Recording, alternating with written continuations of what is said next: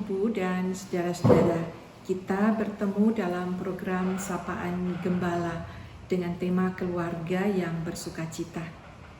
Bacaan Alkitab diambil dari Filipi pasal 4 ayat 4. Bersukacitalah senantiasa dalam Tuhan, sekali lagi kukatakan bersukacitalah.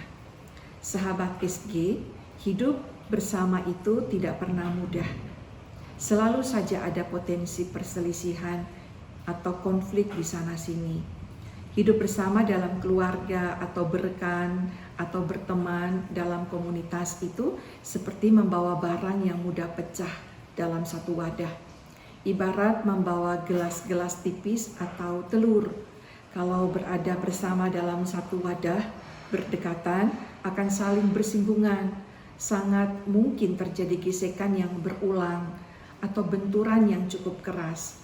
Maka tentu ada yang retak bahkan pecah. Bisa pecah dalam bentuk perselisihan dan pertengkaran, kemarahan atau kekecewaan, sakit hati, kelompok-kelompokan, ketersinggungan, sentimen atau dendam dan sebagainya. Itu juga yang terjadi pada Euodia dan Sintike dalam Filipi pasal 4 ini. Pada mereka bukan terjadi perbedaan dogmatik, melainkan pada perbedaan pandangan. Sahabat SG, kata sukacita dalam bahasa Inggris disebut joy, dalam bahasa Yunani disebut hara. Artinya perasaan tenang, teduh, gembira yang mendalam sekali. Sukacita itu milik Tuhan, suasana sorgawi, milik surga. Dunia tidak bisa memberikannya kepada kita. Sukacita tidak bergantung pada perasaan dan keadaan di sekeliling kita. Sejatinya sukacita itu berasal dari Tuhan. Itu pekerjaan Tuhan dalam hati kita. Saudara-saudara, manusia tidak memiliki sukacita dalam dirinya sendiri. Karena itu kita selalu berusaha mendapatkannya, kita mengejarnya, dan itu yang kita sebut kebahagiaan atau happiness. Yang kita kejar itu happiness atau fun, kesenangan, bukan sukacita. Sepintas memang mirip sekali happiness dengan sukacita. Untuk itu kita akan melakukan apa saja, banyak hal yang baik atau hal buruk demi mendapatkan kesenangan, kebahagiaan atau fun itu. Sahabat SG, di hati yang terdalam sesungguhnya kita semua merindukan apa yang kita tidak punyai, yaitu sukacita. Pertanyaannya, lalu bagaimana kita bisa memperoleh sukacita itu? Sukacita itu pemberian Tuhan. Seperti ucapan Tuhan Yesus dalam Injil Yohanes pasal 15 ayat 11, supaya sukacitaku ada di dalam kamu. Tuhan memberikan kepada kita sukacita dalam bentuk benih. Karena berupa benih, maka kita perlu merawatnya, memeliharanya, agar benih itu tumbuh bersama iman yang Tuhan berikan. Jadi sukacita itu ada di dalam hati kita, jangan mencari di luar Dia. Saudara-saudara, walaupun sukacita itu pemberian Tuhan, kita perlu merespons pemberian Tuhan itu dengan menumbuhkan, mendorong, memberanikan, mewujudkan. Supaya sukacita itu terbentuk, perlu diaktifkan. Max Lucado mengatakan, sukacita itu sejauh sebuah keputusan. Artinya setiap hari kita perlu membuat keputusan-keputusan atau pilihan yang membuat kita lebih dekat kepada sukacita itu. Keputusan-keputusan berupa 1, berhenti mengeluh tentang kekurangan pasangan, anak-anak yang sibuk, soal menantu yang tidak peduli, dan sebagainya.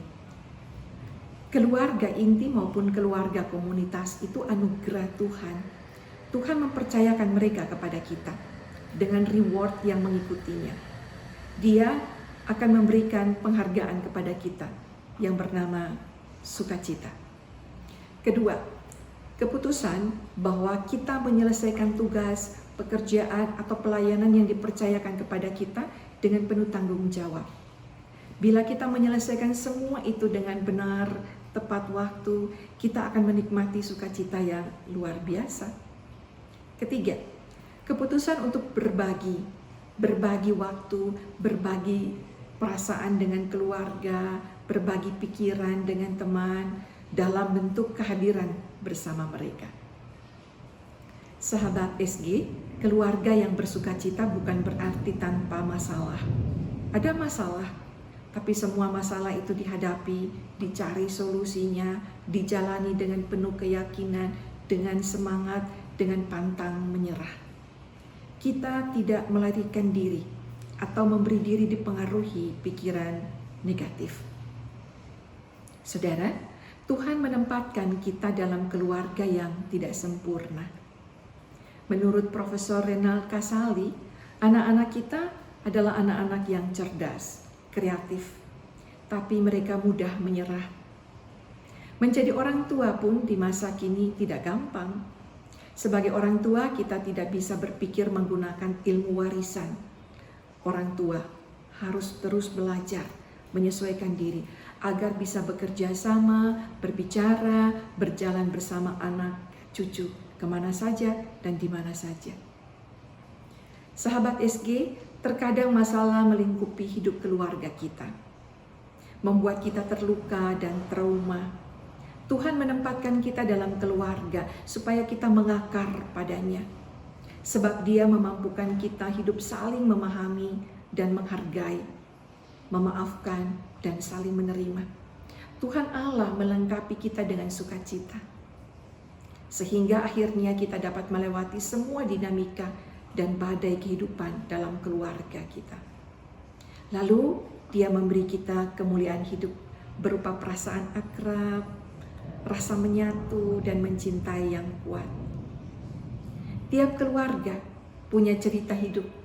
Apapun itu, di ujung kisah ada sukacita, kebanggaan hidup dari keluarga yang menetap dalam jiwa kita masing-masing sebagai pilar yang mengukuhkan pengalaman iman kita. Amin. Mari bersama kita berdoa. Terima kasih Tuhan untuk sapaan-Mu yang mengingatkan, mengajari kami untuk hidup bersama dalam keluarga.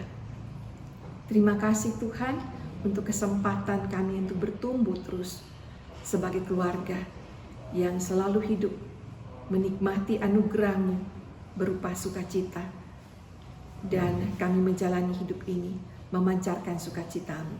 Amin. Bapak, Ibu, dan Saudara, demikianlah sapaan Gembala pada hari ini. Tuhan memberkati kita semua. Shalom.